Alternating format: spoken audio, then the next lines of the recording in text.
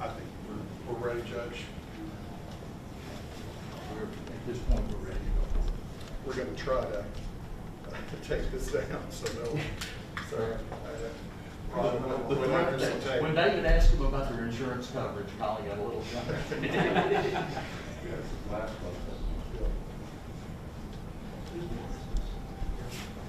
You want it? No. I mean, I got an extra one. Okay.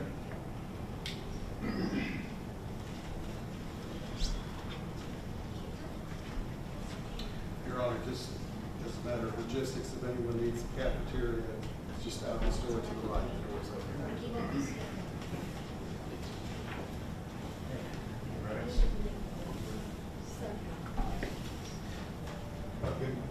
Can everybody, there we go. Good morning, everybody. Thanks for being here this morning. We're going to go ahead and commence with the administrative hearing for the contested COM case. Mr. Luke, the floor is yours for opening statements. My partner, Casey Kirby, is going to present on behalf of the Healthcare Authority of the City of Hoover. Good morning. My name is Casey Kirby, and along with Colin Luke, Gunnar Bowles, and Brenna Johnson, our firm, Holland & Knight, represents the Healthcare Authority of the City of Hoover, the applicant in this Certificate of Need proceeding. The Hoover HCA is a public corporation established by the City of Hoover for the sole purpose of evaluating and serving the healthcare needs of Hoover residents. Because of its status as a public corporation, the Healthcare Authority is responsible for and accountable to the needs of those who call Hoover home. The Healthcare Authority seeks a certificate of need to develop a freestanding, non-hospital-based, multi-specialty ambulatory surgery center with an associated Medicare-certified independent diagnostic testing facility. Right here in this very building in the heart of the City of Hoover in Shelby County. This project is the cornerstone of Hoover's efforts to redevelop the River Chase Corporate Park as Hoover's newly recognized River Chase Health and Wellness District, the core of which will be the Riverwalk Health and Wellness Village, a new state-of-the-art and holistic healthcare campus. Hoover's Mayor, Frank Mercado, will testify shortly. Mayor Mercado will explain the challenges the City of Hoover has long faced in meeting the healthcare needs of its citizens.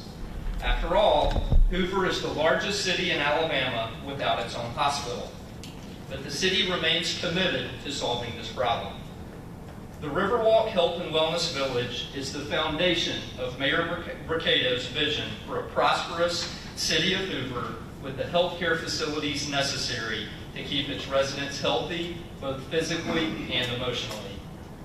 As we will demonstrate during this hearing, this project represents a unique one-time opportunity for Hoover to revolutionize healthcare delivery in Shelby County and address the currently unmet needs of the residents of Shelby County and its surrounding counties. Like me, you probably did not need this proceeding to know that Hoover is Alabama's 6th largest city and growing. You probably would not be surprised to know that demographic evidence we will present shows that Shelby County is one of the fastest growing counties in Alabama by population, growing by approximately 14% from 2010 to 2020. Evidence will show this incredible growth should continue, as Shelby County is projected to become the 3rd fastest growing county in Alabama and will be the 5th largest county in the state by 2040. Data from the University of Alabama Center for Business and Economic Research show that the population of Shelby County is expected to increase to more than 242,000 people by next year, a growth of 8.6%, and to almost 300,000 by 2040, a 34.3% increase. Based on this population growth alone, without consideration of any other factors influencing growth and healthcare need, Shelby County will require an additional 3 outpatient operating rooms in the next 5 to 6 years. This need grows to nearly 5 outpatient ORs when taking into account the projected population growth of the surrounding counties whose residents will use this facility if approved.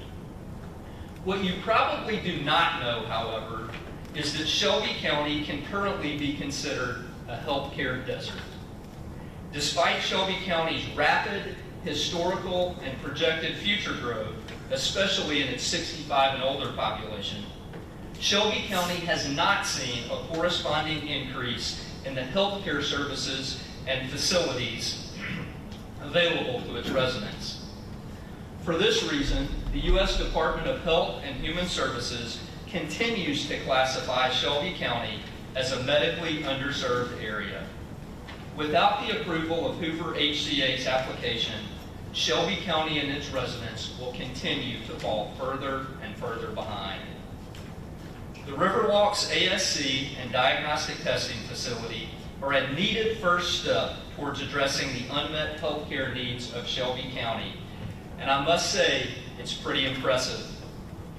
As we all saw when arriving this morning, this facility is near the heart of Hoover and between the Highway 31 and Interstate 65 corridors.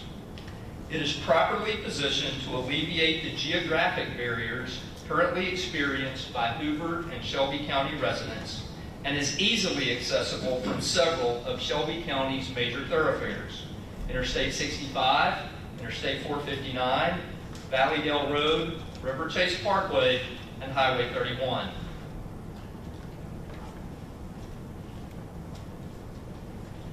As part of this project, Hoover HCA will repurpose and transition this very building from Regions Bank offices into the Health and Wellness Center. The evidence will show this renovation of an existing space will save significant costs on zoning and construction. As you will hear from the Healthcare Authority's witnesses, Brassfield and Gorey has been retained by Hoover HCA to conduct these renovations with the assistance of architectural firm Earl Swenson Associates. Architect Todd Robinson will explain how this building can be cost-effectively renovated into an inviting, accessible healthcare facility with the ASC just upstairs above us and the diagnostic testing facility downstairs. This building and the north building will remain connected through an internal sky bridge that you will be able to visit during our lunch break. The sky bridge boasts several amenities, including a private dining room and a shared cafeteria where patients and their families can have breakfast or lunch while waiting on surgeries or other services. Beyond the cafeteria, the building overlooks the beautiful lake just outside these windows, wooded space, and extensive walking trails. Ground access to the first floor of the Health and Wellness Center will provide patients with drive-up access to both the ASC and the diagnostic testing facility, as well as valet parking. The ASC on the third floor will also feature an internal staircase leading from this floor and a dedicated elevator with access to the ground floor equipped to handle gurneys in the case of an emergency. As you will hear from Mr. Robinson, Hoover HCA has consulted with its architects in planning and designing the project's facilities, and this project will meet all Alabama licensure requirements for ASCs and will see AAAHC accreditation. The project's ASC will be a multi-specialty ASC, providing outpatient surgery services for a variety of specialties that are expected to include, but not necessarily be limited to, urology, pediatrics, podiatry, ear, nose, and throat, dermatology, plastics, OBGYN, ophthalmology, and general surgery, with a special emphasis on pediatric services. This facility will truly be a healthcare hub for pediatrics through geriatrics. You will hear tomorrow from Jimmy Holloway from the Corporate Realty team.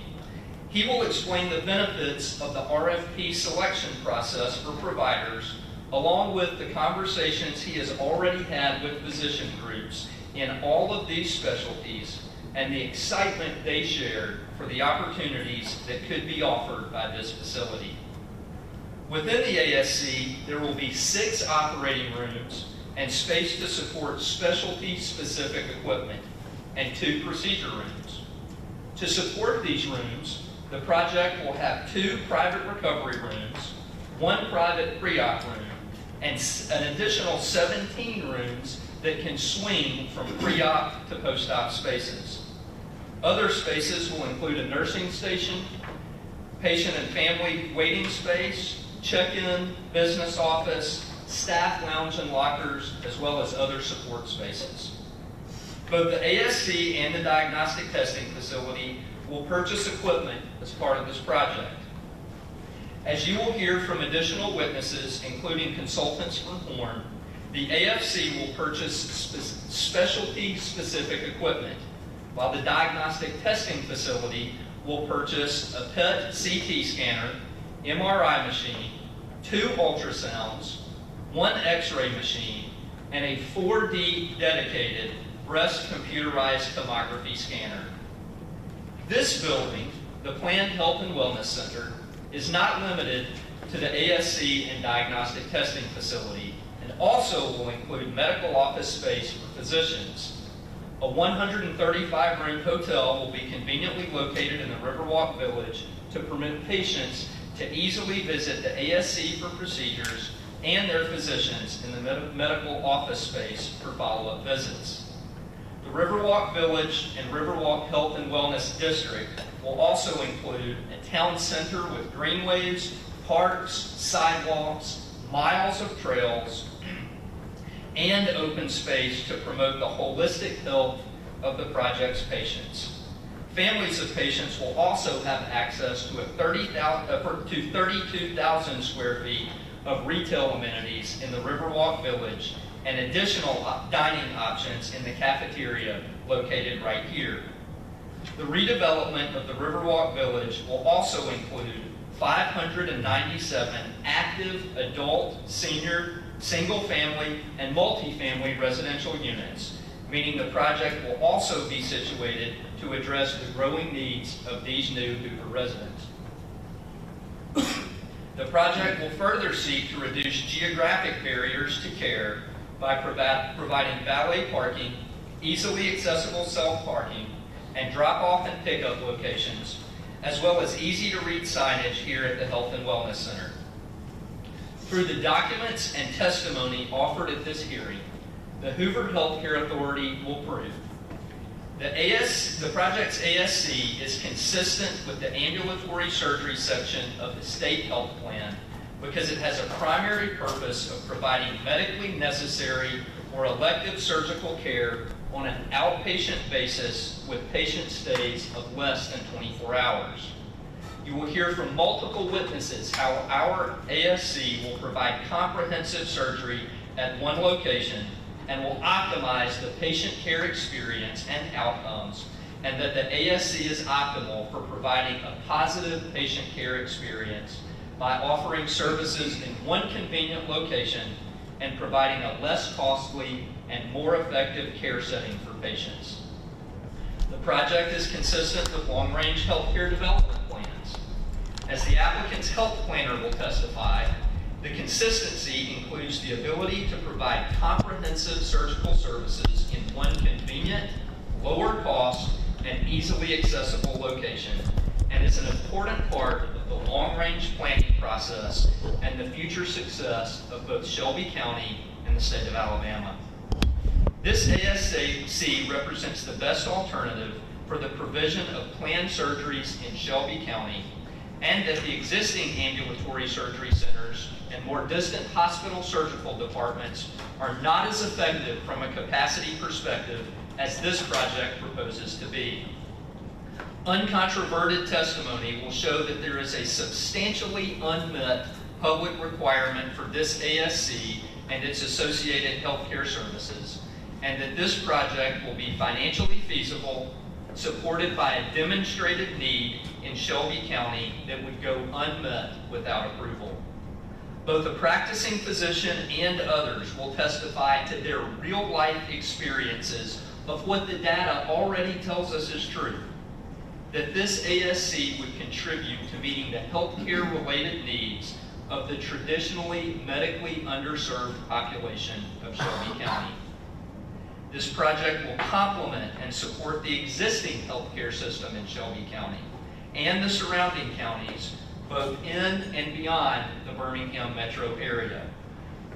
The Hoover Healthcare Authority is an appropriate applicant because it is a public corporation with no objective other than meeting the healthcare needs of Hoover residents.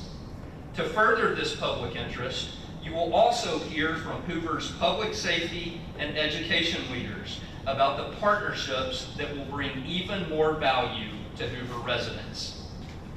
Finally, the ASC will be operated in compliance with the appropriate state licensure rules, regulations, and standards, as well as local zoning and building codes and protection statutes for the environment.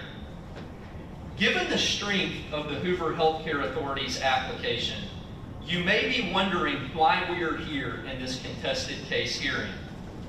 In contrast to the wealth of evidentiary, expert, and community support for this ASC, the intervener comes to this hearing with more questions than answers.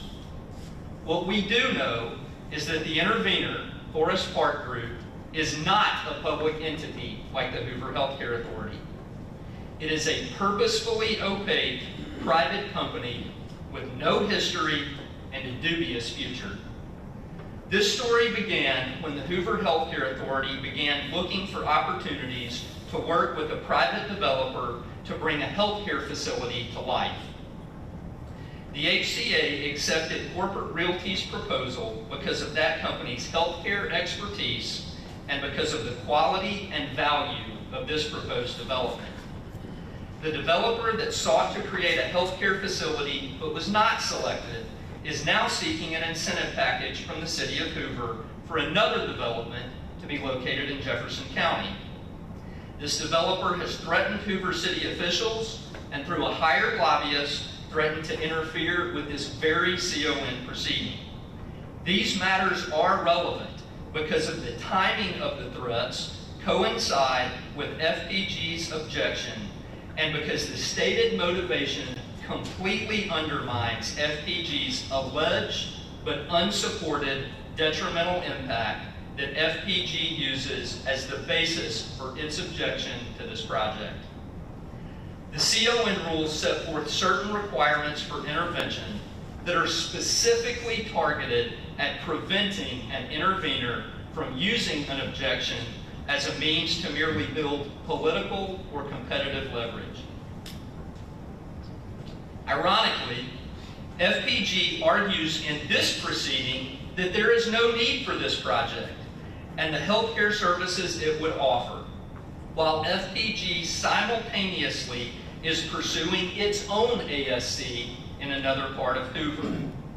In other words, the developer actually supported this project before his associates opposed it. Those same associates talk out of both sides of their mouths in an effort to argue one Hoover ASC isn't enough, while their own apparently is. The only thing that changed, of course, was the city of Hoover's willingness to pay them money. While FPG has been long on argument, it remains short on substance. All of the evidence we have supports the conclusion that FPG is merely a ruse meant to build leverage for a proposed real estate development in another county, masterminded by a developer that has repeatedly threatened to interfere with this project. Perhaps more importantly, no evidence refutes that conclusion. For these reasons, Your Honor should accept the significant evidence supporting this project, reject the unsupported interference of Forest Park Group, and recommend the issuance of a certificate of need to the Hoover Healthcare Authority. We thank you, Judge DeGraff and Reed, for your time and look forward to presenting the abundant evidence of why this project is not only appropriate, but is absolutely necessary to meet the current and future needs of Shelby County. Thank you. Thank you, Mr. Reed. Mr. Fox, Mr. Belson. Morning, how you doing? I'm David Belser. I'm here to represent Forest Park Group. Sole owner of Forest Park Group is Lori Skelton. She's here today. My co-counsel Pat Fox is here representing Forest Park Group.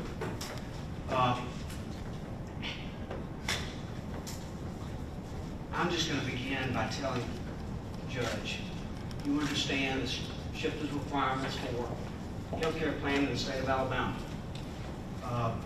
Everyone understands that. It's the mission of SHPTA to make sure that they can serve sacred resources, healthcare dollars, to ensure the quality of healthcare facilities and equipment that are available and accessible in Alabama and in a manner that assures continuity of care at a reasonable cost.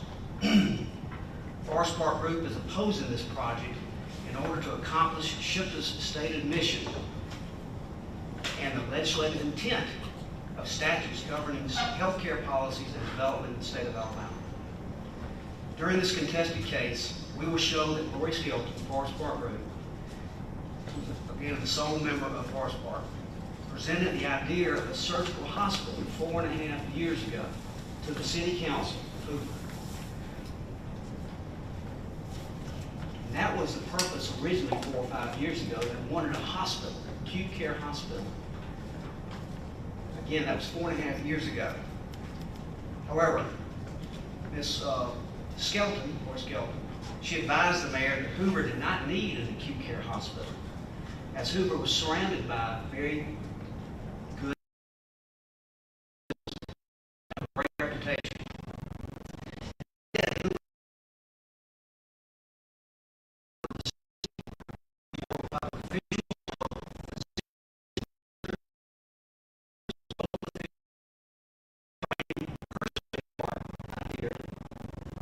For healthcare facility, not only to the city,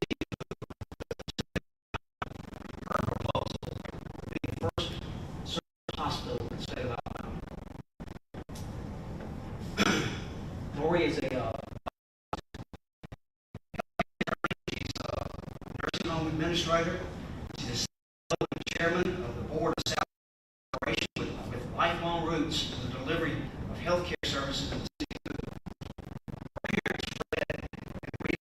Established the first health care in what would become the city of Hoover 3 years after the Skelton's South Haven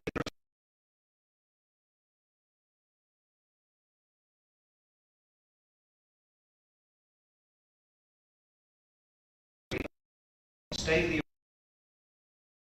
the Lori's efforts were thwarted by City of Hoover officials. All of what was mentioned in their opening statements was all surrounded in controversy and accusations by everybody. People were accusing each other of undermining each other.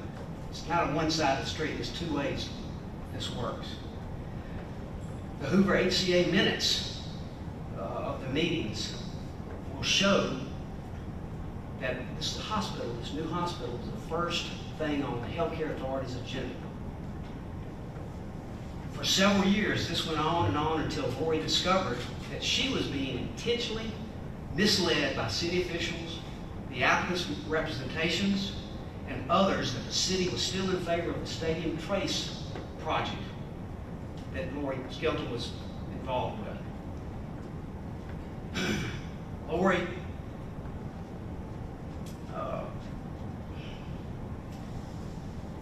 Hoover decided we'd rather capitalize on Lori's ideas and concepts and packaged it into an economic development project. And that's what this is an economic development. This should be before a DECA instead of before the seal review board. This package is an economic development project to transform the River Chase area with this CON project for an ASC. Not only did the city and the applicant representatives misrepresent to Lori that they were still supporting her project even as late as April of this year, they orchestrated this effort detrimentally impacted Ori's project as they proceeded to utilize all of Hoover's resources and deep pockets to penetrate the Riverwalk project as the only healthcare project needed by Hoover residents. It was upon these revelations of these misrepresentations that she learned, in addition to the impending new state health plan, that was she had to take action and change her project from a surgical hospital to a multi-specialty ASC. Thus, the filing of the letter of intent, the subsequent notice of intervention in opposition, and the request for a contested case hearing.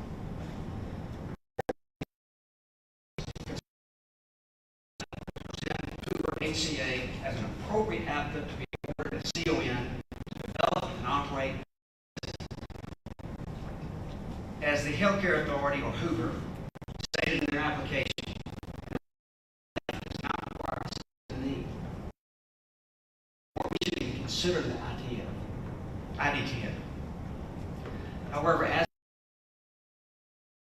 commingles expenses, revenues, one project fails measurably to determine the criteria of financial feasibility. Mr. Jim Stedham, our healthcare consultant, who is here today, through his analysis of existing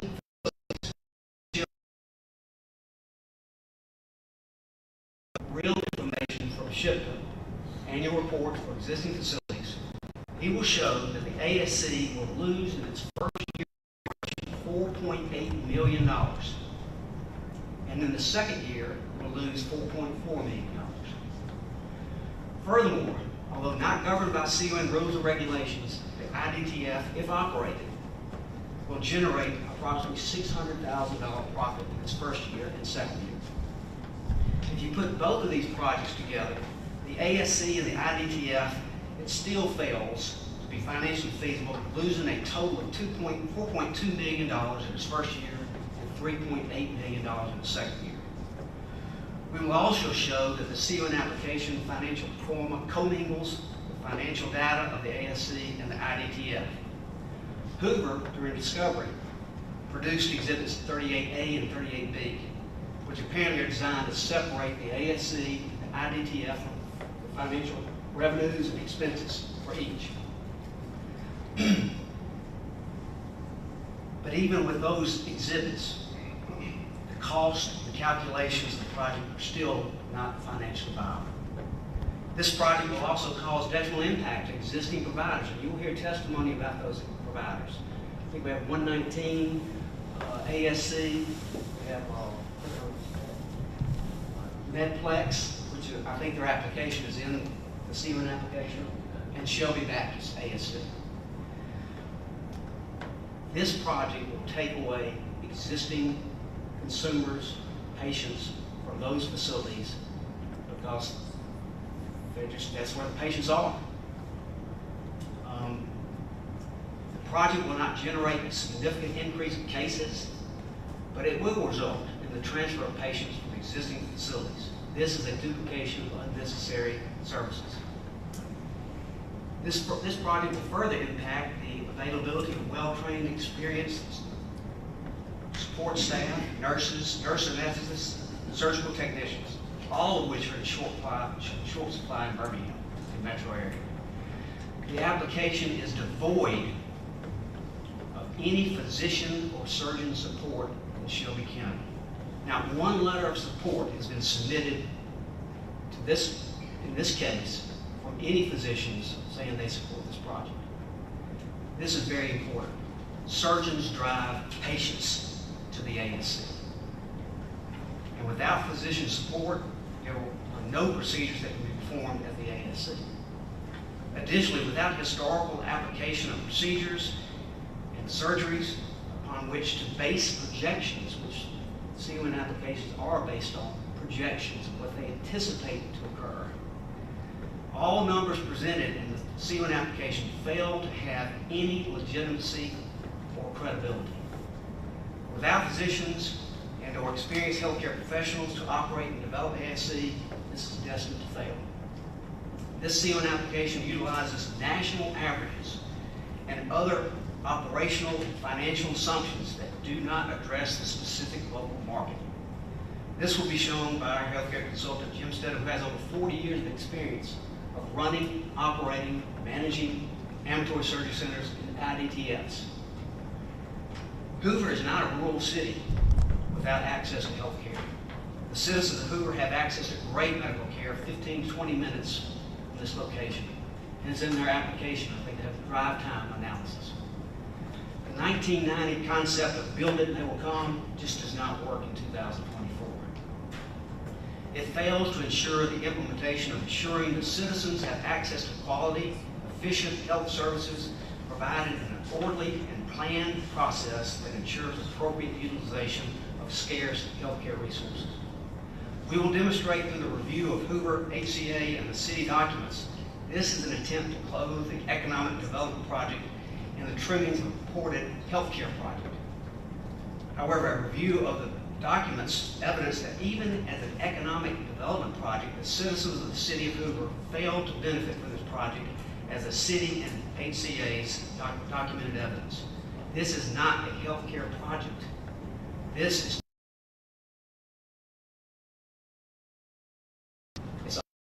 most of the things that were stated during the opening statements.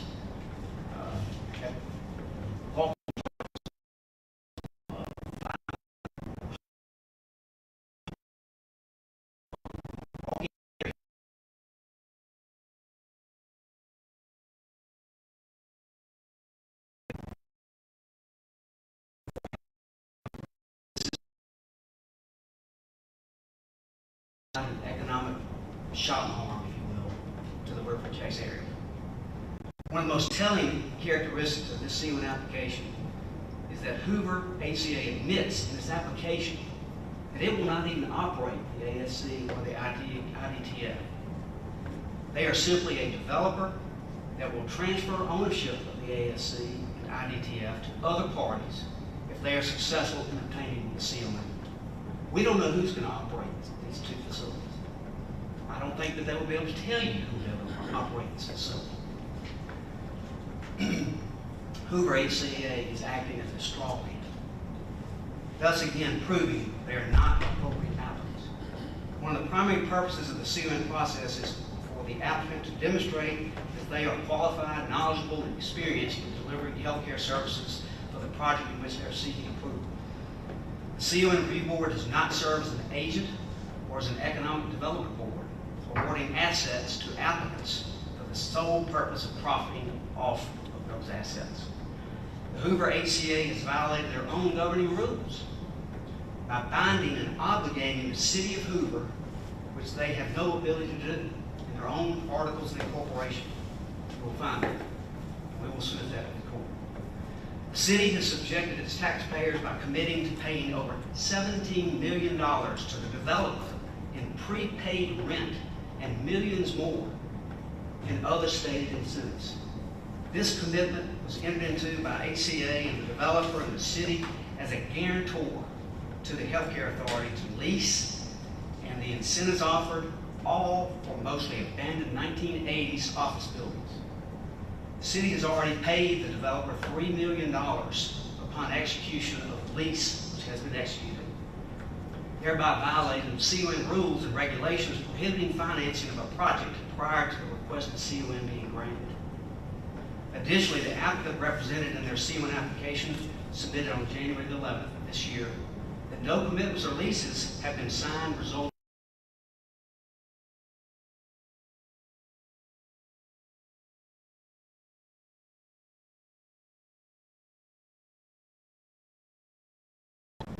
Moreover, these actions have been approved and adopted.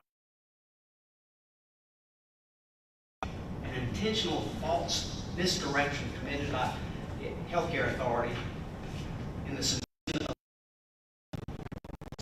and attested to. This project is a prime example of a certificate of want for everyone and not a certificate of need. After all this work, see all the documents, the boxes, all the people here, all of this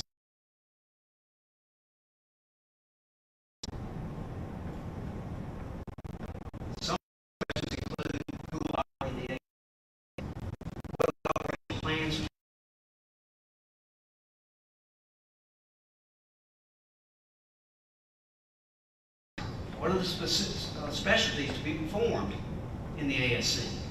HCA's application lists a variety of specialties that they, and I'm quoting, hope to, anticipate, expect to. CON does not properly award Hollywood dreams of build it, and they will come. Complicated issues remain regarding the corporate structure of the ASC and the IDTF and its commingling of revenues. Depending on what physicians are involved, it dictates what patients will use the ASC. Is there going to be an issue of fee splitting? What about the anti-kickback laws and stark violation laws?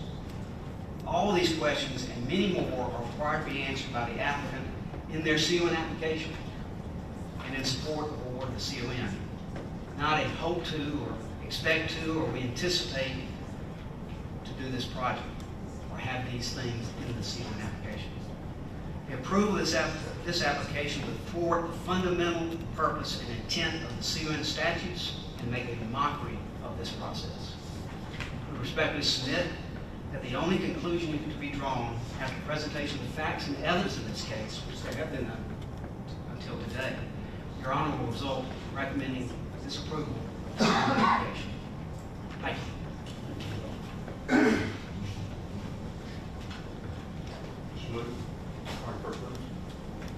Your Honor, we, Healthcare Authority would like to call the Honorable Mayor of Hoover, Frank Cato. Mayor. Your Honor, could I just ask Colin an operational question? Colin, what is your plan for exhibits as far as how to display We're going to them? pull them up electronically. I think you go to the judge, and you have them electronically, and we're also going to give you hard copies. It's set on the phone. We've got hard copies for the witness and the judge. Okay, so if I need to follow up on him, will we be able to pull those up electronically as well? Okay. Maybe you can call one more thing, sorry. All the witnesses, no witnesses are in the room. Only two corporate representatives we discussed. Yeah. We have Mr. Quett, who's the chair of the Healthcare Authority, as the corporate representative, and with the approval of the court and the intervener, when he's not here since he has a full-time job, Mr. Knight from the city of Hoover will be present. Mr. Mayor? Yes. Allow the court swearing in, please. Will you please raise your right hand? Do you swear the testimony you will give in this class will be the truth, the whole truth, and nothing but the truth? Mayor, it's good to have you here today. I want to congratulate you on the SEC tournament. Just take a point of personal privilege. I know that was a great work for the city of Hoover, tremendous success, and I know you put a lot of personal time in that, and I think the whole community, not just Hoover, appreciates what you've done. Anything you'd like to say on the SEC tournament before we get started? Well, it was a monumental week for us. We set the record last year and didn't anticipate setting it again so quickly. But it was a great week for the city of Hoover, for the Birmingham Hoover Metropolitan area. I'm sorry. I'm sorry. It was a great week for us. We set the record last year with the SEC tournament. Didn't expect to do it necessarily again this year. Actually broke the record, 180,000 people. But it's a great thing not only for the city of Hoover, but for the Birmingham Hoover Metropolitan area. So we're grateful that we are hosting that one. Do everything that we can to keep it. Thank you, Mayor. And Mayor, could you just state your full name for the record? Frank Vincent Brocado, And Mayor, where do you reside? 8093 Annika Drive, Hoover, Alabama. And Mayor, how long have you resided in Hoover? Close to 50 years. A pioneer in Hoover. Been here a long time. And did you raise your family in Hoover? We did. We started out in Rocky Ridge, off of Lock Ridge Drive, and spent a number of years there. And we spent the majority of time in River Chase, on the River Chase Parkway, where we raised our children there. And Mayor, you mentioned your children. Did any of your children go into the healthcare field? Yes. I have a let's see, my middle son is a physician with UAV, a high-risk obstetrician. And Mayor, I'm going to put an exhibit in front of you and just ask you to identify it if we can pull it up.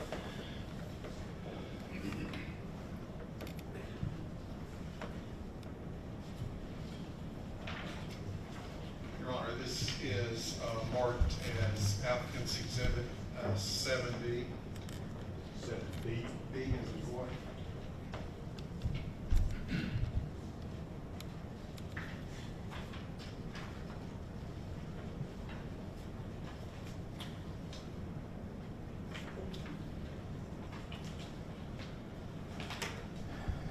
Mayor, could you identify this document for the judge? Well, it looks like a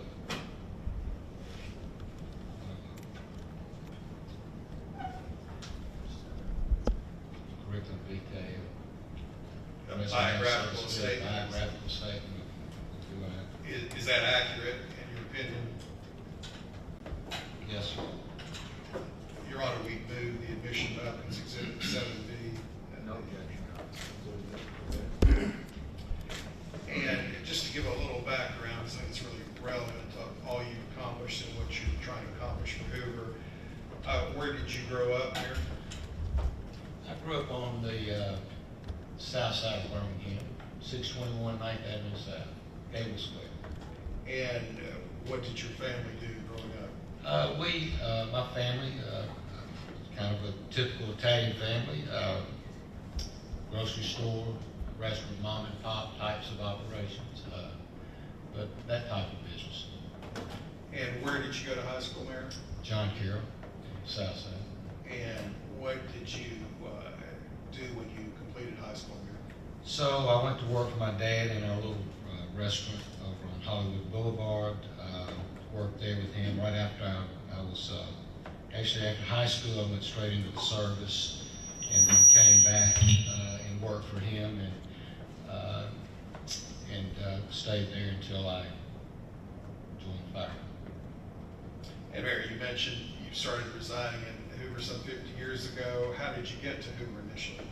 So my wife and I were married in 71, and we lived in Vestavia the first year, and then a friend of ours, I was working for my dad.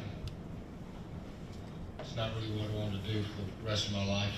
Friend of ours, who I did not know, was actually a Mountain Brook firefighter, and he was at our restaurant one day talking about the fire service, and it really got me interested in it. And he said, you ought to go out to Hoover. That place is going to be something like that.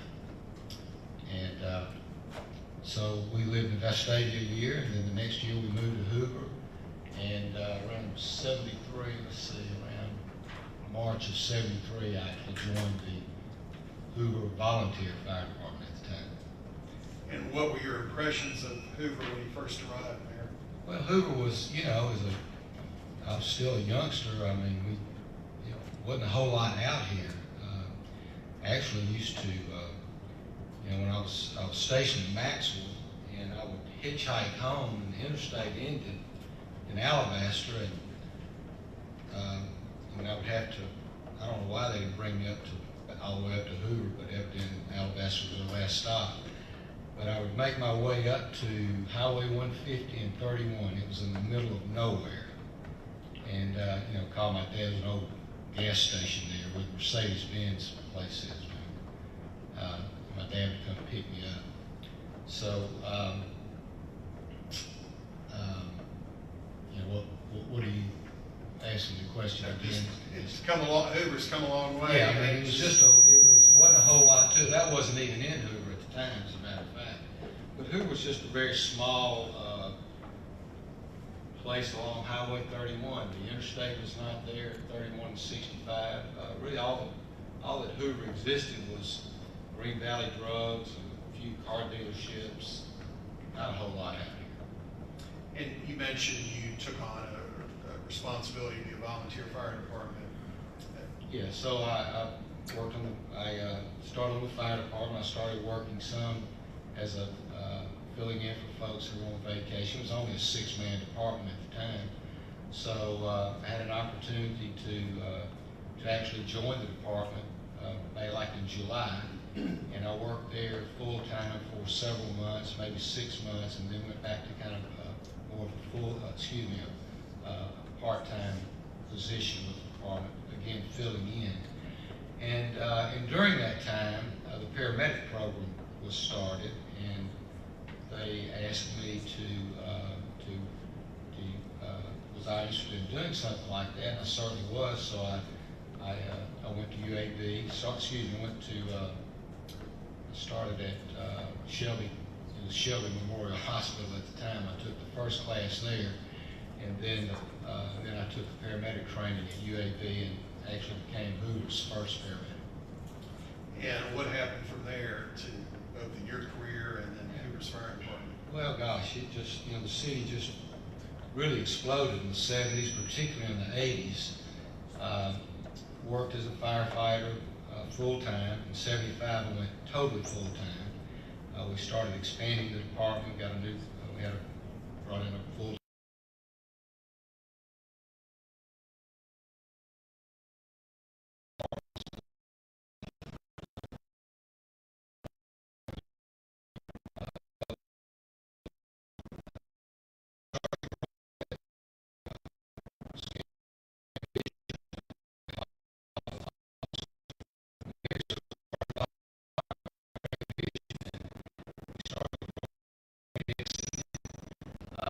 opportunities.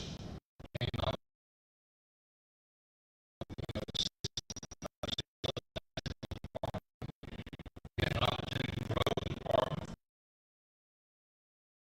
Grew. The fire chief, we're starting to get some buildings built in the city, and didn't have a fire prevention program. He gave a test for the fire marshal. I took the test for that, and I came out #1. And so I went to work, as a fire marshal for several years. And then we, in 79 or 80, right in that neighborhood, we annexed River Chase. And so another opportunity came available. We had 2 fire stations at the time. Another opportunity became available in River Chase. We were going to open a station there, so they gave a test again for the station captain, and I came out #1 on that, and moved from a day job as a fire marshal to now running a fire station as a firefighter paramedic captain. And just basically over the next 4 or 5 years, I've had other opportunities to be promoted. In the 80s, I became a battalion chief. And the city was just growing rapidly at that time. We were annexing. And if you go back to the 70s, we didn't have any rules and regulations. We didn't have personnel policies. We didn't have sick leave. We didn't have any of those things. So being on the ground floor, I had an opportunity to be a part of that, to help develop the policies and procedures that not only affected our department, but the police department, the folks that were in administration. Just being at the right spot at the right time in a great city that was, was growing and very interested in quality of life, placed a lot of emphasis on public safety. I became the chief of emergency medical services as well. And during that time, we just had an opportunity to really establish ourselves as one of the best paramedic programs in the state. People looked up to us, and although we were small, we were very good at what we did. Mayor, appreciate your public service. You mentioned you were captain of the River Chase Fire Station. How long were you in that role, and did you live in River Chase during that role? I did live. I actually, not when I started there. I lived in Rocky Ridge, Hoover part of Rocky Ridge, and there was a house available, about 6 or 8 houses down from the fire station that was under construction, and I think the builder went under, so we were able to acquire that house, and that's where we spent the next 25 years raising our kids. And Mayor, we're in River Chase now in this beautiful building. What's your opinion of River Chase then, and what is it now? Well, River Chase was a new idea. I think it was probably the first planned unit development type of operation, certainly in the metro area, maybe in the state. But it was just a beautiful area, rolling hills. It looks like the homes had just been dropped into the forest. Really, really special place. Lots of rules.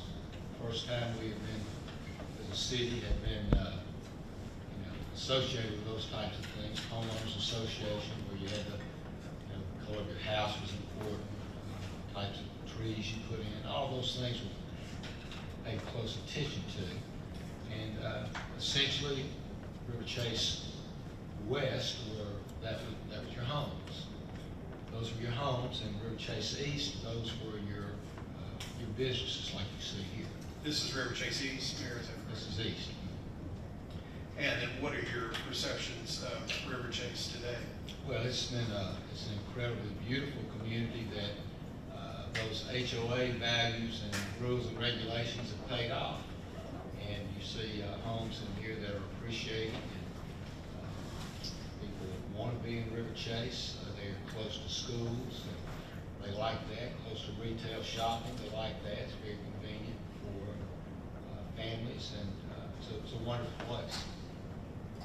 And Mayor, back to the fire department, how long did you serve in the fire department overall? I was there 42 years. And how does that rank in terms of longevity in the fire department? Well, at the time, that was the longest, I was the longest serving. One of the men that I served with early on, Chief Wing, he retired and he passed away. And after retirement, what was your role with the fire department? Retirement, I had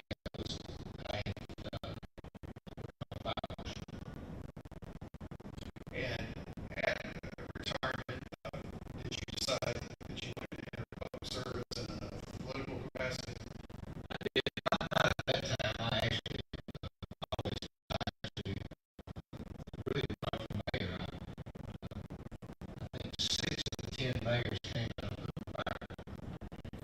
So I said, right, I love the city. I had ideas of my own, some things that I thought we should do that would improve the city. And so I was going to run 4 years before, but the circumstances were correct. And I waited 4 more years and then ran and won, being an incumbent and one other person. Been here now about 8 years. And Mayor, when you decided to run for election the first time, what was your platform? What motivated you? Well, I wanted to build a good relationship with our school system. I think the administration, maybe a couple of administrations had lost that zest and that desire to have that bond, that relationship with the school system. That was very important to me, and I did that. We want to build a performing arts center in the city. That was something that we didn't have, and a city our size, we felt like we needed that type of entertainment, and so that was another platform. And then a comprehensive plan was important to me. Hoover grew up so quickly, it's like whoever got there first, they built it. So I thought it was important that we plan for the future and put and develop a plan that was much like River Chase. You knew what was going where, and to make it walkable, to give it more of that urban appeal of walkability, where you could walk to a restaurant or walk to the drugstore or walk to get an ice cream, or just things that are so important to the quality of life in neighborhoods, to connect people with their neighborhood, with their neighbors, and connect people with walkability to these types of entertainment or outside activities. All of those things were important to us. How did healthcare figure into that vision? So we have, in Hoover, we've been doing all we can to get a hospital here. When I was a firefighter, we, as an EMS director, we were going through a process with a local provider to put a hospital here in Hoover. So I had a great deal of input in that, drawing, getting information for the process. But we've always felt like we lacked, being a city of our size, having a hospital or really a major medical type of facility in the city. And both Mayor Patelis worked on that very hard. And then when I first got in, there was an opportunity for us to bring UAB West into the city of Hoover. And that Mayor Patelis was unable to get it across the finish line there. And UAB West, ran into a lot of politics there, and essentially we were not able to get it in Hoover as well.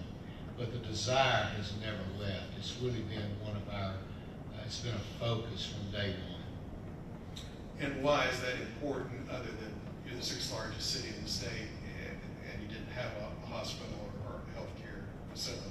Yeah, well, I just felt like a hospital or major medical facilities can be a cornerstone, somewhat like your school system or your public safety system. It draws people to your city. It gives it a great identity.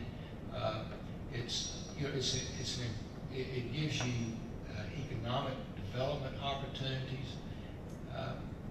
All of those things, to me, you'll hear me say it a lot, it's all about quality of life and making sure that our citizens have access to good quality health care.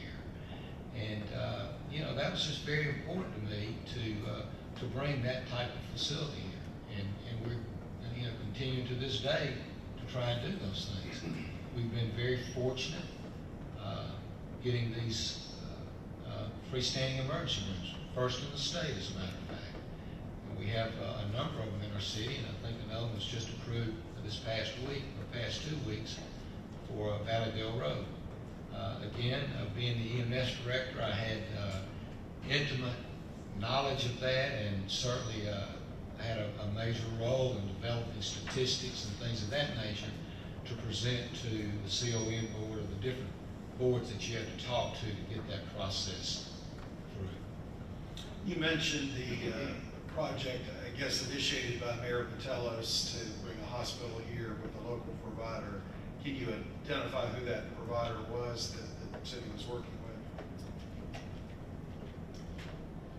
I want to say it was the Baptist system.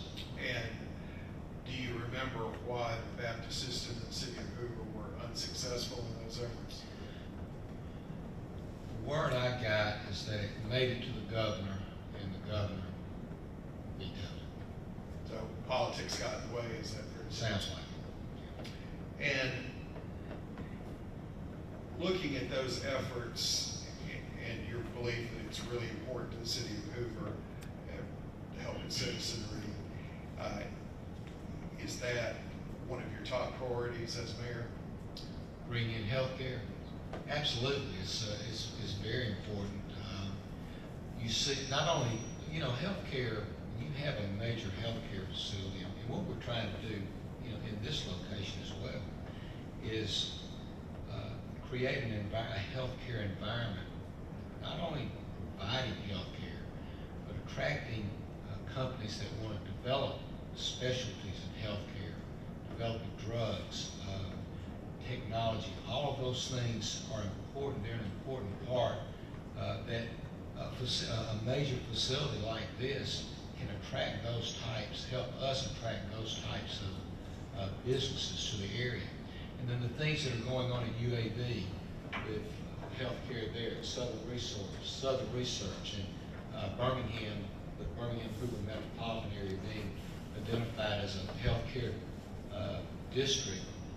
Those are things that are going to generate those types of companies that are born out of Southern Research, or that will need space to open their business, whether it be to develop a new drug or a new technique. All of those different types of things are coming to this metro area, and we want to be a part of that. And we believe that you know, being a major healthcare provider, if we could show that we're a major healthcare provider, those companies will look at us and want to be a part of our city. And when they look at all of the great things that are going on in Hoover, it's an easy sell after that. We have a fantastic school system. We have beautiful homes. Our crime rate is very low.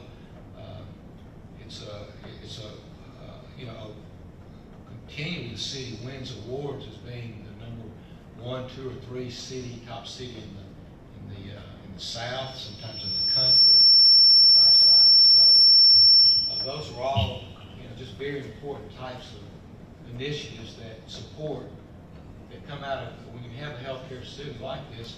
It supports that. Mayor, what impact on your parties does the aging of Hoover's population have? Is that important? Well, it is important, and we are finding that the 55 plus community loves Hoover, Alabama, and they're moving here. And it's important that they have close, quality health care. As you age, you become a little more careful. You may be even a little more frightened. And going into downtown and trying to negotiate some of these big hospitals like that is challenging, particularly people maybe not only our citizens, but even people coming from the metro area and outside the metro area. So, yes, quality health care for our seniors is important. And I'm one of them. And Mayor, what about the other end of the spectrum? Does the growth in the school system and your initiatives there have an impact on your healthcare priorities? Certainly. We have a lot of kids, right at 14,000 kids just in our school system. So a lot of children here, so a lot of need for the types of things that are important to families when it comes to making sure that their kids have a great doctor to go to, have a great facility to go to if they have to have some type of outpatient surgery. All of those things are important, and I'll go back again. It's about quality of life. And, Mayor, you heard a little bit earlier in the opening statements about the Healthcare Authority, which is the applicant in this proceeding for the ambulatory surgery center and the diagnostic center. This happened under your watch. What was the purpose behind the creation of the Hoover Healthcare Authority? So I had visited with every healthcare system in the city when I first became mayor, and still do. And still, I'm still doing that really all through the last 8 years, just to talk about Hoover and to let them know who we are, all of the our size and things that we felt like we're missing. We have a great facility at River Chase.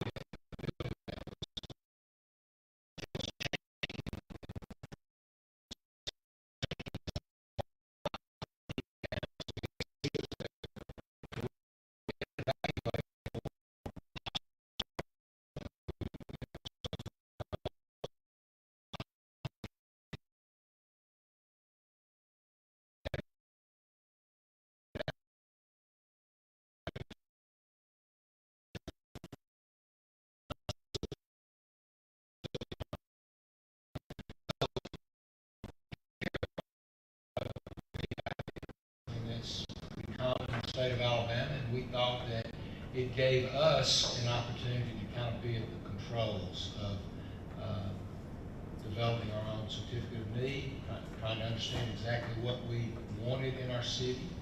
And we started out early on with a focus on the hospital, but through various research and studies and kind of understanding what's going on in healthcare, we pivoted and saw that that might not be really the right thing right now for us, and that a very large surgery center with a diagnostic center could do some of the same things that we were wanting to do in terms of creating quality health care and creating opportunities for economic development initiatives as well. All of that could be built in together. So we quickly pivoted from, not quickly, but we certainly moved from the hospital model to the ASC.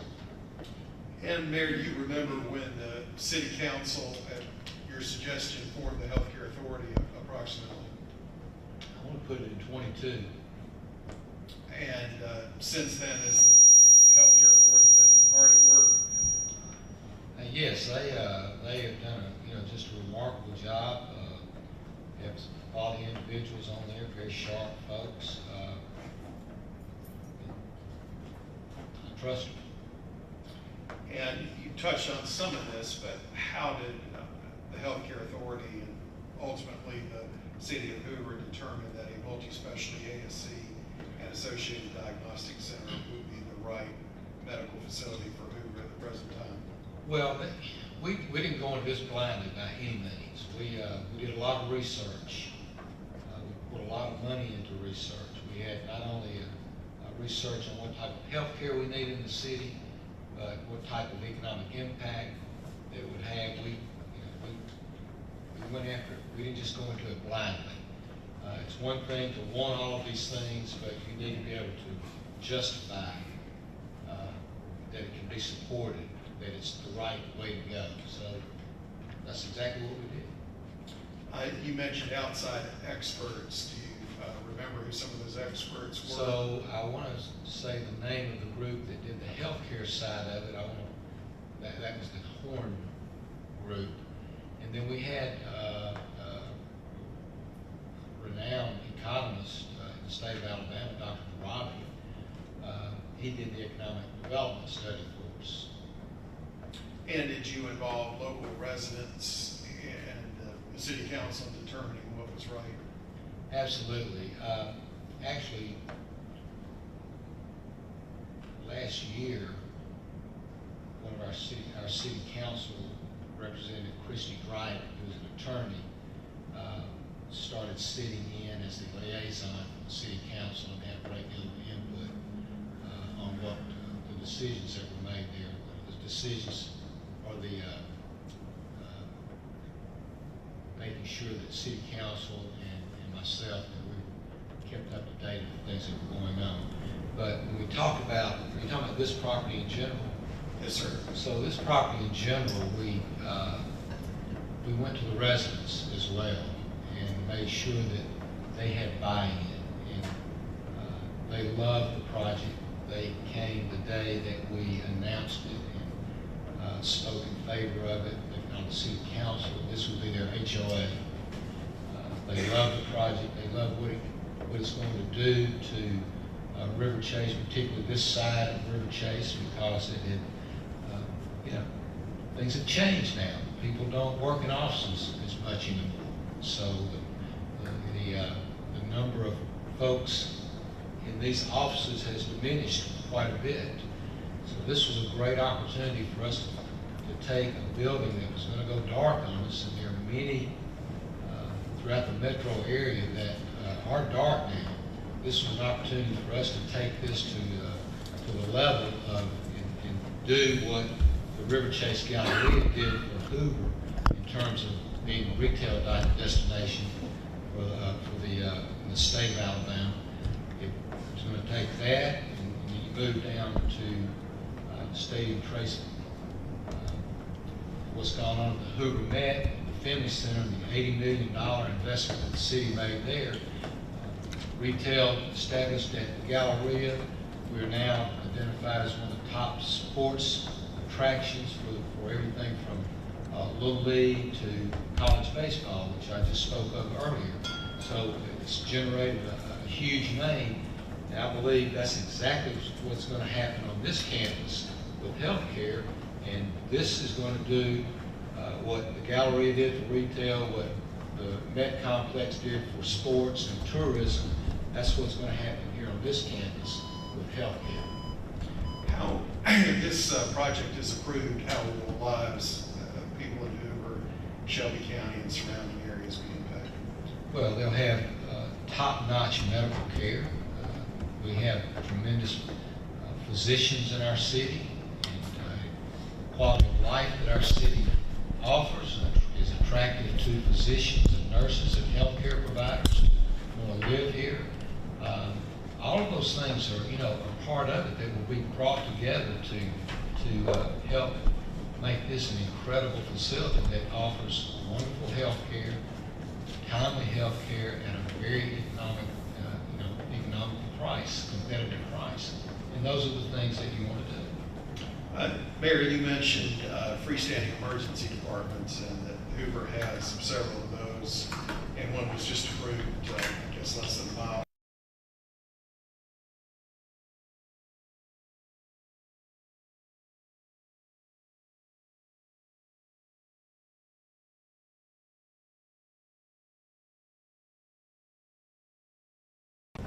They either get referred home, or they get referred to into a hospital, or they may just get referred to their doctor to have some type of procedure performed that can be done in an outpatient type of environment, which this would be.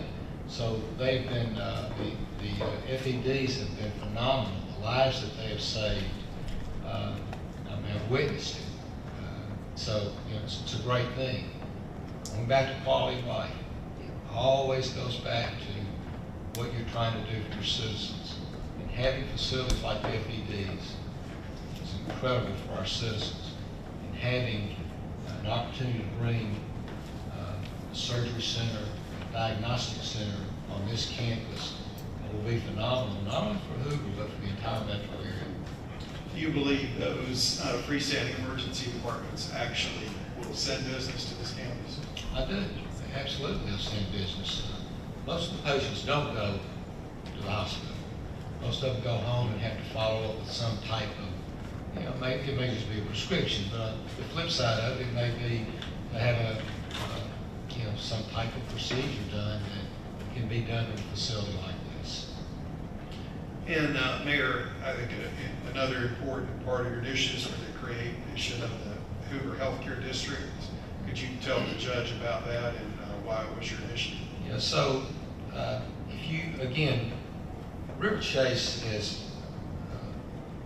has a presence of healthcare, a pretty significant presence of healthcare. Blue Cross Blue Shield is right down the street.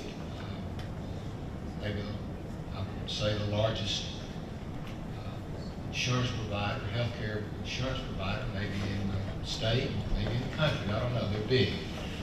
We have BioHorizons, BioCris. All of these are phenomenal companies that do either research in developing drugs or bring in dentists from all over the world to learn how to do these different types of implants. A lot of already STEM type businesses that are located in this corridor. So we drew out from, I guess you would say, from the Iowa River to River Chase Parkway, from Highway 31 to Valleydale Road, and it's a healthcare district. And that's exactly how we want to market that and to have, as I went back earlier talking about the things that are coming out of UAB, to have those facilities available for these researchers and for these doctors, for these scientists, that they can have their facility out here as well. We want to provide that type of environment, and we think we're perfectly situated with being along I-65 here and along 459 with easy access. That it's a desirable location, and we very excited about the possibilities that can go on this campus. And it's not just this building. This is a 91-acre campus that will incorporate residential, some 500 residents from apartments to townhomes. We incorporate over 100,000 square feet of retail. It's almost going to become it will become its own area, so to speak, almost like a downtown in itself. And looking forward to it. And Mayor, what would happen on this site? Well, maybe start back. Why was this site empty? You kind of alluded to it earlier. Yeah, so Regions is located here. They have 3 buildings here, and about, I think, 3,000 to 4,000 employees, but work has changed. They don't need this space anymore. The building was going to go dark, and what made it so very attractive is that you don't really need any traffic studies. We know we have 4,000 people coming out of here every day. We already have, the infrastructure is already built. They widened Valleydale Road to accommodate the traffic that was coming in here. Did that years ago. So all of the infrastructure is here. We don't need fire hydrants. We don't need water mains. We don't need electrical. It's all here. It's ready to go. So it's just an ideal location. It was evaluated. If you look at this and what we had at the Galleria, this was hands down the best spot to afford the opportunities that we have talked about so much in this, in our conversations. Just met all the criteria that we needed to bring this type of facility to Hoover out now. Mayor, are you aware that the Healthcare Authority received 2 proposals to develop a healthcare facility, one from Will Kadish and one from Robert Simon? I understand that, yes. Why was it that the Healthcare Authority went with Robert Simon? Your Honor, I'm going to object. He's not on the Healthcare Authority. The chair of the Healthcare Authority is going to testify. I think that would be the most appropriate source. Well, rephrase the question, Mayor. Why were you in favor of this site as opposed to the site proposed by Mr. Kadish, which was a hospital? Well, the site that Mr. Kadish was proposing was out, was land that's not developed, basically. So all of that we'd have to develop all of that. We'd already gone through a hospital situation out on that border that was not successful. But this facility was here, and all of the things that I just told you were in place, and it's almost ready to go. And it will get us to where we need to get to quicker and cheaper, and afford us a lot more opportunities that the other site, I don't think, would afford to us. And the other site, did it have beds approved by the State Health Coordinating Council or the State Health Plan? Do you know how they were supposed to get beds? I understand that they were trying to transfer beds from maybe another healthcare facility. But you weren't aware that that was successful? I'm not aware. And did that other site require a substantial investment from the city for a road? It did. Could you describe that? We're talking about Stadium Trace Village 2. Yes, but it did. I mean, that whole development over there has kind of really been around a road. It's been around incentives. It's been around drainage. It really was, what really wasn't the focus of what we were trying to do. It required too much. Still requires too much. And you've alluded to the advantage of this site and the overall Riverwalk project. What would occur on this site if Riverwalk weren't allowed to proceed? Would this be a hole in your city? It would. I mean, we would have to change directions. I think we could recruit maybe physicians in here, but I don't know that. I think it would leave a hole. It would be very, very difficult. We got a lot of empty office buildings like this in the metro, and people are trying to be creative to fill them. This building, though, is a natural in all of the boxes that needed to be checked. We believe have been checked. Specifically for an ambulatory surgery center and diagnostic center, what are your impressions of the building? It's a phenomenal building. I mean, it's set in an incredible environment that will be very appealing to people. It's very convenient. If already has a cafeteria here operating. It has people on the campus. It gives us an opportunity to incorporate some wellness activities with the trails that are here, connectivity that could, I see trails that could connect all the way to Helena along the Cahaba River. Those types of opportunities. I see opportunities to put some type of hotel or conference center here. The commercial development that we've drawn with new restaurants, shopping opportunities, really phenomenal. And then you draw that into the number of residents that will actually live on campus. It's just a beautiful opportunity to take 91 acres that really was not going to, a whole lot was going to happen to it quickly, but to do it not only quickly, but do it in the right way and do it in a way that's been backed up with studies that support what you're trying to do. Mayor, do you believe the citizens of Hoover and the city of Hoover and Shelby County will be negatively impacted if this project is not approved? I do. I think it's to deny our citizens access to quality health care, that they don't have to leave their city every time something significant happens to them is not the type of quality of life initiative that I want to take on. Do you think that health care will materially suffer if this project's not approved? Absolutely.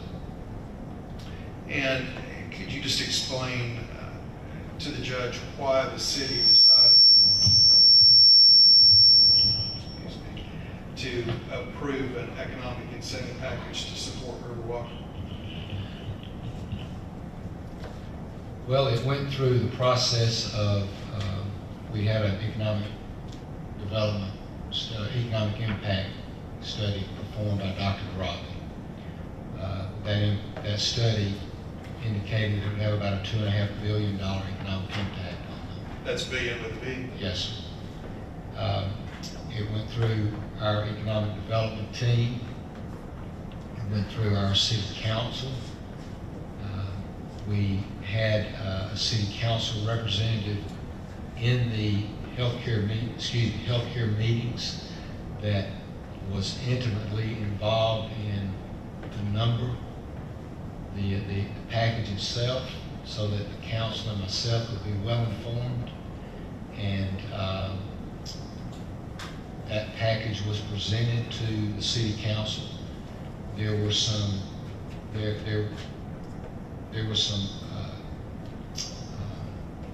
changes made to it because of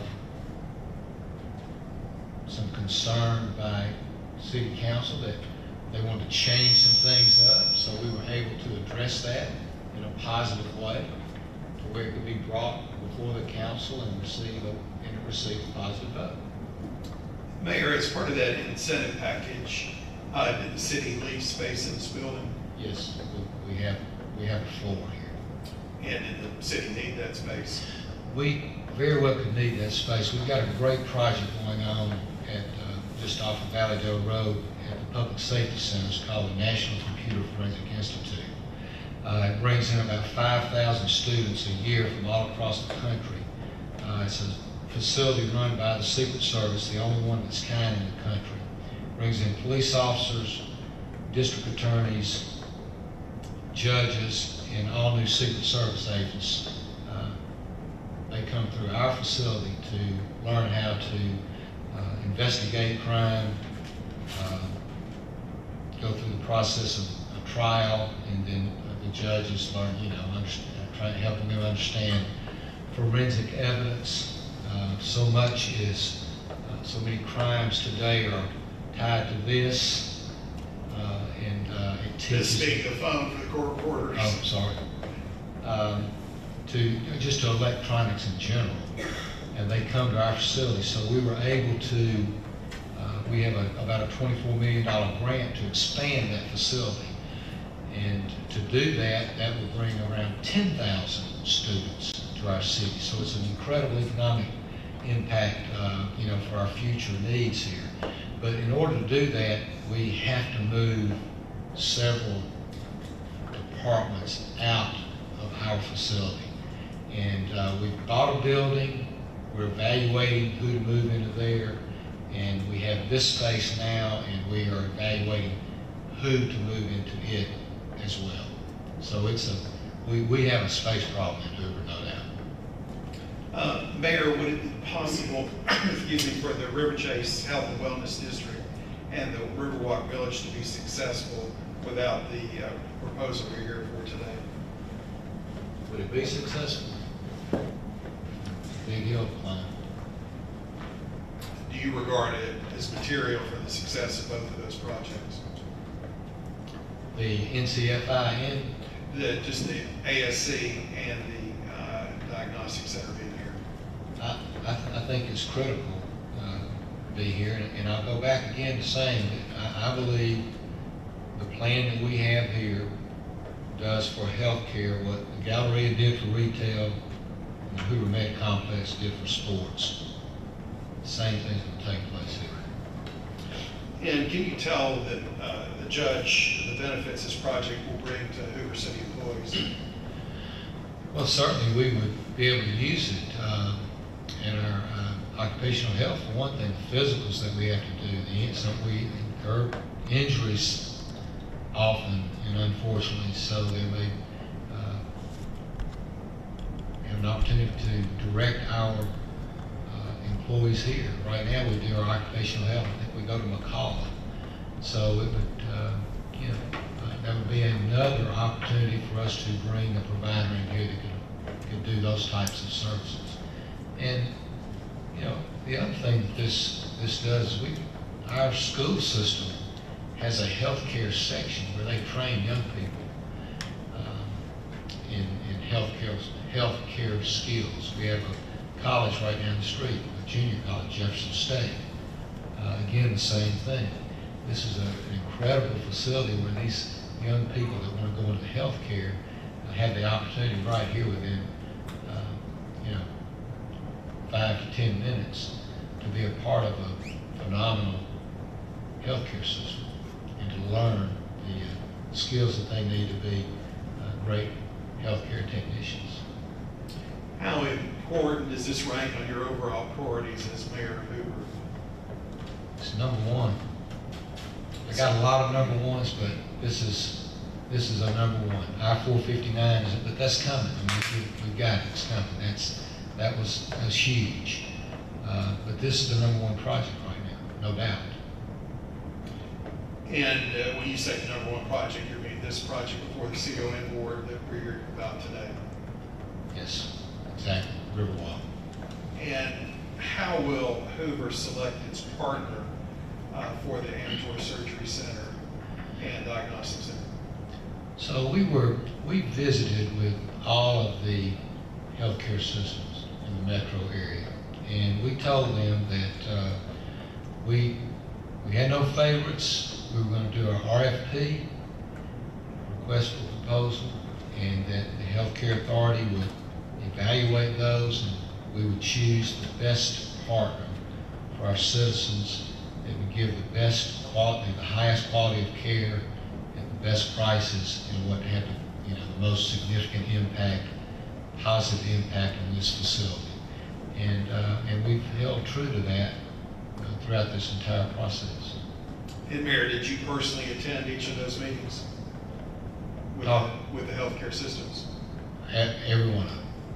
And what was the reaction that you got? Very positive. I think we had a couple even write a letter in support. We had no opposition whatsoever. And all of them were very positive, loved the idea.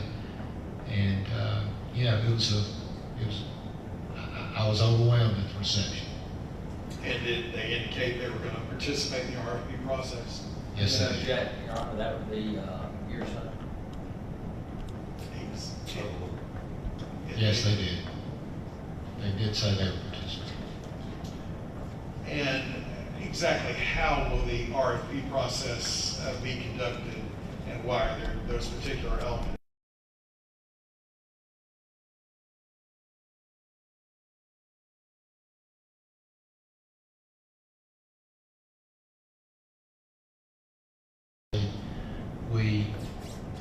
interested in attracting a healthcare provider that is within this metro area.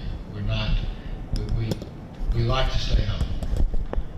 We're not interested in some company from California coming in and taking over. That's not what we want to do. But in terms of particular logistics or exactly how that unfolds, that's probably not a question for me. And you mentioned that in the meetings, no systems that they would oppose. Did any system intervene in this project? No, they did not. Did any existing healthcare facility in Jefferson or Shelby County or anywhere in the state that would intervene in this project? None that I know of. Are you aware who owns Forest Park Group? I am now. And how did you find that out? You told me. And when was that? Over the last couple of weeks, last 2 or 3 weeks. And who is it that owns it? I understand it's Lori Skelton. And are you familiar with Lori Skelton? Sure, I know Lori. And how have you interacted with her over the years? Well, Lori, her family's from here, so I know her and her family. Mom inspected, when I was the fire marshal, I inspected South Haven. That's one of the biggest facilities in Hoover to inspect.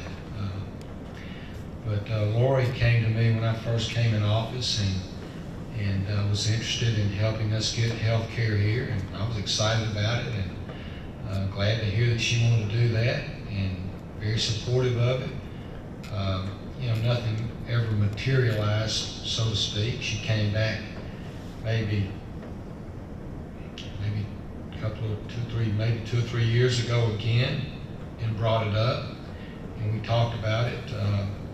I can't give you any specifics on it, but you know, we've had those conversations. Outside of that, Lori has been very generous to our city. She just recently, we did an addition to our senior center, and she was the provider of that money to do that addition. And we had an opportunity to honor her parents through that. Before that, I spoke at South Haven for the anniversary of that facility. It may be the oldest business in Hoover, and that actually might have been what we were there for as well. But so, you know, I know. Yeah. Any idea why she opposed this project? I do not. I do not. Are you disappointed that Lori never came to talk to you before filing opposition? I am. I'm really disappointed. I just don't understand that. But you know, she told me, one thing she did tell me early on is that it was going through this process. I think maybe it was the first time we met. Is how dirty it was. I remember that pretty well. It was a tough, you know, she just indicated it's a tough business to try to go in. Did Ms. Skelton ever talk to you about an ambulatory surgery center as described in the Forest Park letter of intent? You know, I don't ever recall. It always was around like a hospital, a small hospital, not your 200-300 bed hospital, more of a boutique kind of thing, maybe even a 24-hour deal where it just wasn't, it didn't, you know, I'm going back a long way, Colin, I'm sorry, but it was never a surgery center that I remember her talking about. It was always a hospital, actual hospital. Before this opposition, did you have any intent of opposing Ms. Skelton on her project? No, why would I? I mean, all we talk about is health care, bringing quality health care to our city. I've never talked to her about what she had planned out there on Stadium Trace. And are you aware of the business relationship between Ms. Skelton and Mr. Will Kadish? I am. Could you describe that relationship and how you know about it? Well, If there's any objective relationship, what does that mean? He's got to So describe, ambiguous. Your Honor, he's got to describe what the relationship is. They've been to Do see. you know the nature of that relationship? I do, yes, sir. Proceed.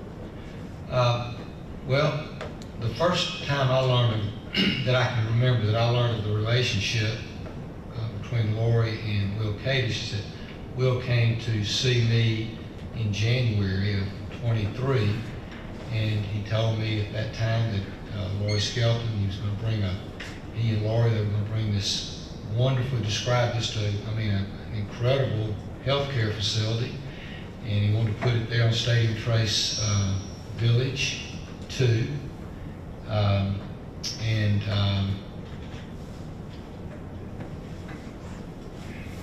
had all that, money was not an object, those types of things. So it was a great project. And have there been subsequent meetings about that involving Mr. Kadish? Yes, I have. Could you describe those? Well, about the healthcare aspect of it. Yes, sir. So in January, the talk of last year, the talk was a hospital of some sort. We talked about different things, and then we talked about the road and things of that nature. The next time, he was there with Pat Lynch as well. The next time that I met with Pat or anybody about this, about healthcare, was in May, and that was about, and at that time, Pat was representing Robert Simon on this project, and then 2 days later, he came with Will again, and at that time, we talked about nothing about a healthcare facility, but at that point, it was about an assisted living, and it was mentioned, not a surgery center, not a hospital, but it changed to an assisted living. And then we met, but it's more about roads and incentives and golf suites and things of that nature. And then in June and July, it was actually in May, nothing was said about healthcare. It was more about the Performing Arts Center, incentives, golf suites, all the things that he wanted to do. Nothing of healthcare was mentioned. June and July, the mention was of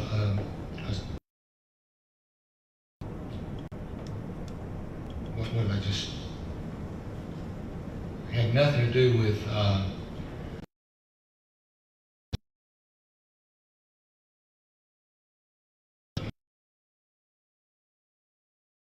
and actually first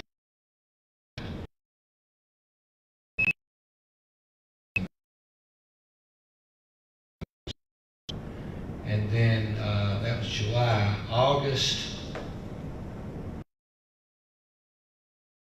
more about roads and incentives and what's going here, there, and everywhere.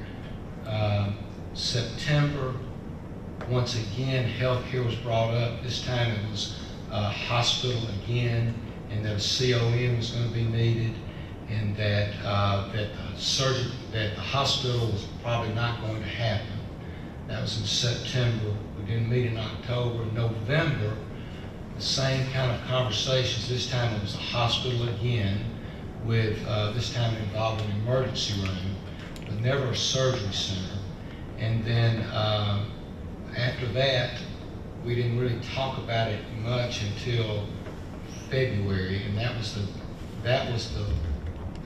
other than seeing Lori at some city council meetings with him, I had not seen her with him that I can recall, other than maybe February of this year, when she came to a meeting with Will Kadish to talk about the incentives. She never spoke that I recall, but the only time I heard, that was the first time I really heard surgery center out of Will, and he was describing all of the things that he was going to do.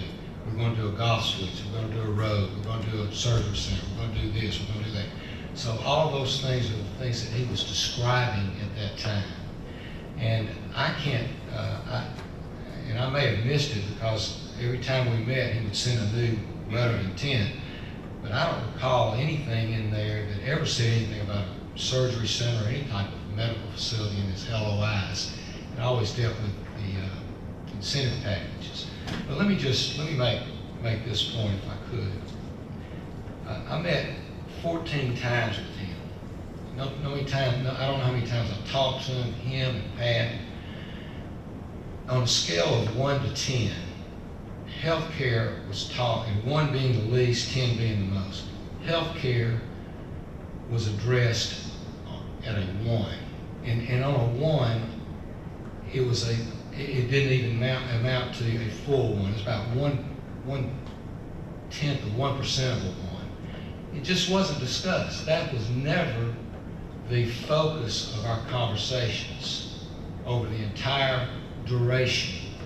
It was a casual conversation about it, maybe a mention here. It was always about incentives, road, who's going to pay for the road, who's going to do that, how much you going to get, how can I get to this, developing tax incentive plans for him, all of these different things that addressed his development.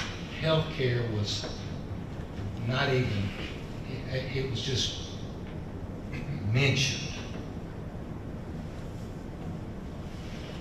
So, what sort of incentives, and what about the road? What did you want the city, the Skelton and Mr. Lynch, what did they want the city to do with respect to the Stadium Trace project? Well, it was just it was a lot. He wanted this road to go in, and early on we told him that it's got some challenges, neighborhood support. We'd already been down this road before on a road over there as well. We've been down that road, but he wanted us to put up several $1 million. There's so many different iterations. I don't know if I have enough time in the day to tell you all the things that he came up with to help pay for this road. But one of the things is he wanted us to sponsor the road, and that meant he could go after some federal funds. Well, I had concern over that, through the entire process, and mentioned it to him many times that I've got concerns with that because we're going after federal money ourselves for the 459 project, and it's going to interfere with it. But it just went in one ear and out the other. Never registered what's. And so for a year, Mr. Kadish was out there working on plans to get this road financed, and good for him. That's fine. I don't have a problem with that. There's nothing wrong with that. But it got to a point where I think he was overcommitting us. At one point, when I finally got him to realize that the same dollars we're going after, the same dollars he's going after, when I got him to realize that, the next thing I know, he's talking to Jefferson County and has come up with this elaborate scheme for us to borrow the $6 million to put this road in. And, that might have been at that point, that might have been a fast forward through a lot of stuff that's taking place. But that was probably the time I'd had enough. But it's just, his incentive deals were rich, they were big. He wanted 100% of different sales tax or lodging tax or property tax, maybe 75% in some categories, but he also wanted to go off campus and capture incentives off campus that we had already developed. And he actually wanted to capture taxes off of development that he didn't even own. Your Honor, I'm going to object purely because this is not relevant to our opposition to this project. It absolutely is relevant, Your Honor. This is exactly why they're here, is to try to blackmail the mayor of the city of Hoover to give him this incentive package. How much clearer can you be? We're about to go into why it's relevant. We do not represent Will Kadish. We have said that on the record. We do not have any affiliation with Mr. Kadish. If Mr. Luke wants to use the blackmail word outside of the judicially protected hearing, I'm sure Mr. Kadish's attorneys will be happy to talk to Mr. to Mr. Lynch. I'm going to sustain the objection, and we've addressed this in your previous motion. I want to talk about what's relevant to the CON review criteria, and I think this falls outside of that. Your Honor, we need to preserve the record on this because we are going to take it up. I mean, there were 2 misstatements that were made to you about who was in charge of Forest Park Road. We do not think that the full story is out, and we think it's entirely relevant. And the mayor's a public servant. He's acting in the public interest, and the story has to get out. It's costing the taxpayers too much money. The story, why do you think that's relevant to this? Because if Mr. Kadish had gotten his incentive package, we would not be here today. Well, it's my position that we're here to discuss applicability of the CON review criteria to the project. Oh, if you would allow me, Your Honor, just for the record, could I ask the mayor if anyone has been in touch with him about this project on behalf of Mr. Kadish and what they said?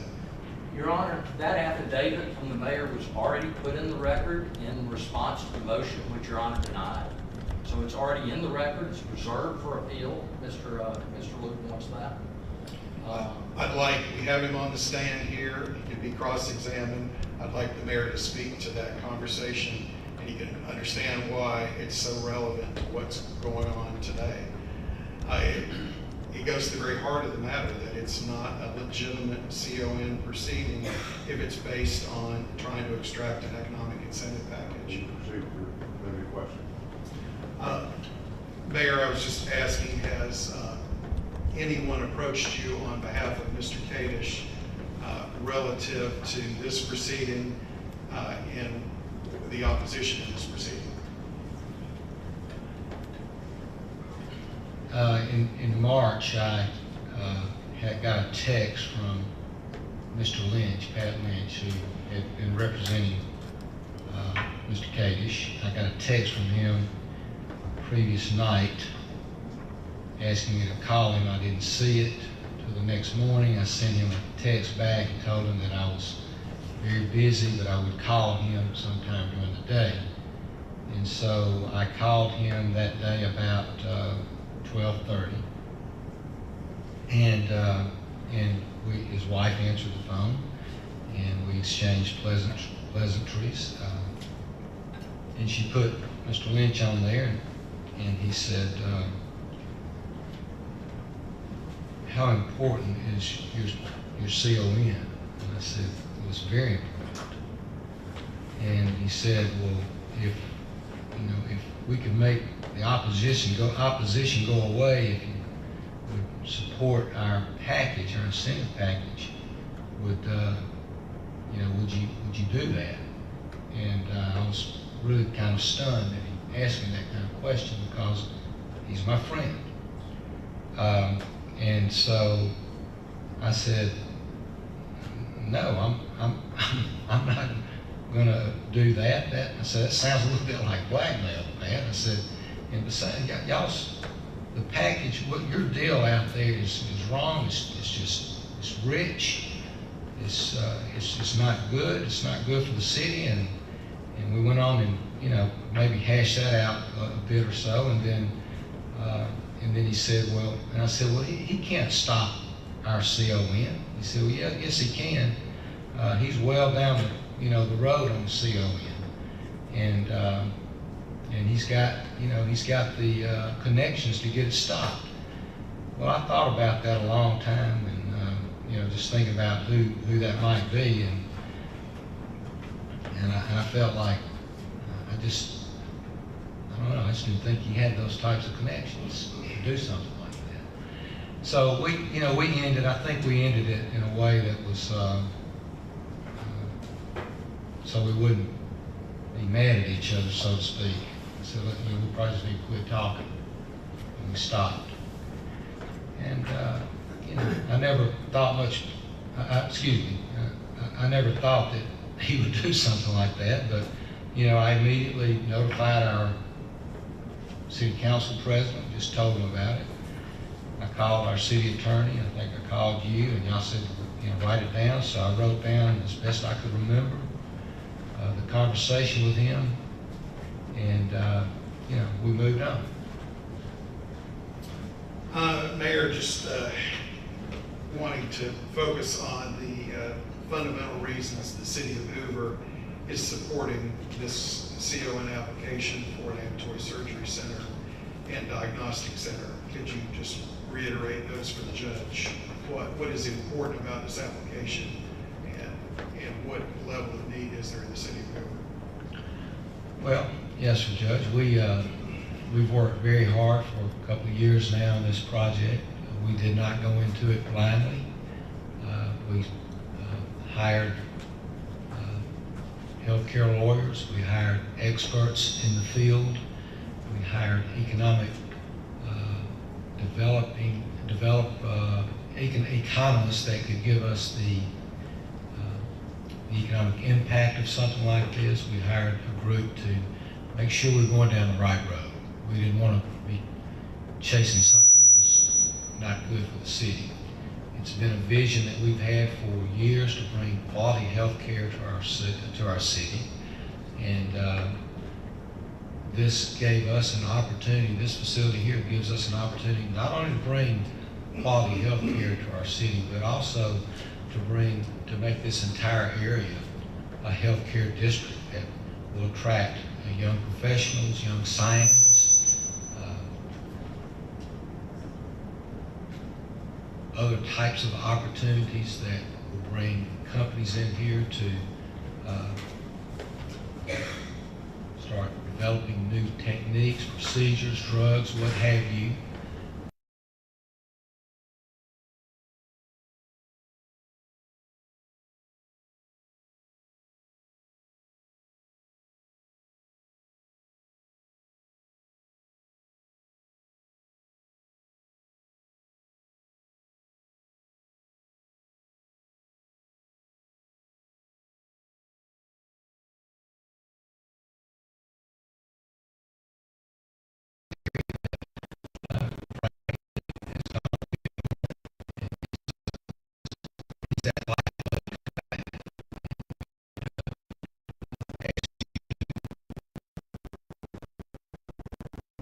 Grant this wish for us. Mayor, can you just describe the community's reaction to this project? You're out and about in Hoover every day and working hard for the citizens of Hoover, and what have they told you? What have they done for this project?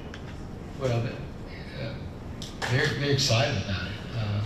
The people of River Chase are really excited about it, what it's going to do. But people from all over talk about what we're doing down here, and it's visionary. I mean, it's very forward thinking. It's the type of things that you want to see out of a mayor and a city council and an administration. And, it's a very positive initiative for our city that our citizens are very happy to see happen. Mayor, you may have heard earlier just some distinction between what is a need and what is a want. Is this project a need or is it a want? This is a need. We're a city of almost 100,000 people. A city this size in every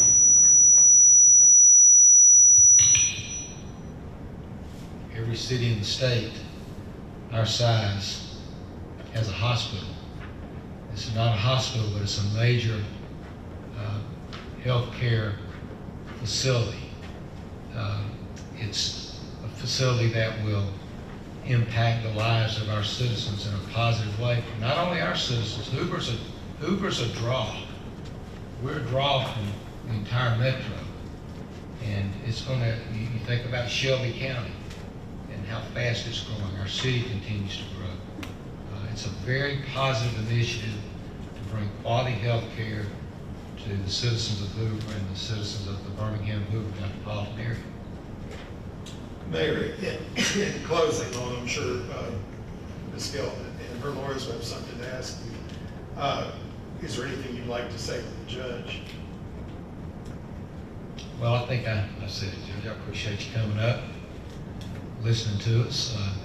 I really believe that the first two hearings that we had, I was disappointed to hear the attorneys from the other side not recognized that Lori Skelton was the person behind this group.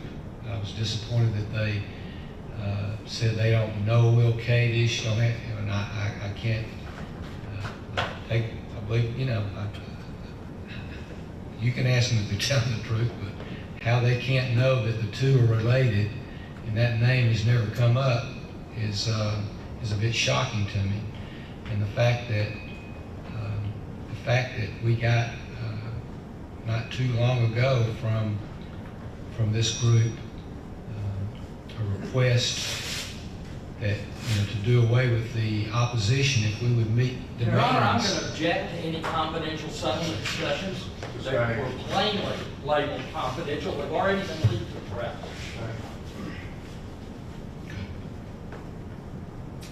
Anything in closing, Mayor? I did not disclose what those agreements were. No further questions this time. Ross? Break. 10 minutes? Whatever your honor gives us. 10 minutes.